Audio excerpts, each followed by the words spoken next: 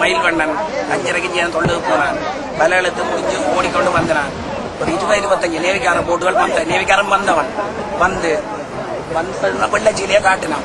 காட்டி போட்டு இன்ஜின் அடி காட்டி போட்டு நிற்க கிட்ட வந்தான். இன்ஜினுக்கும் போட்டுக்கும் அடிக்கடியில் அடிச்சு போட்டு நாங்கள் நியாயமான தூரம் நீந்தி வர போட் தாண்டு கொண்டு போச்சு. திருப்பி நாங்கள் நீந்தி போட்டில் வந்து அங்கேருந்து ஒரு போட் கொண்டு வந்தால் வெள்ளி அடிச்சு அவங்கள கூப்பிட்டு கட்டியில் தோண்டு கரையாக வந்து நாங்கள்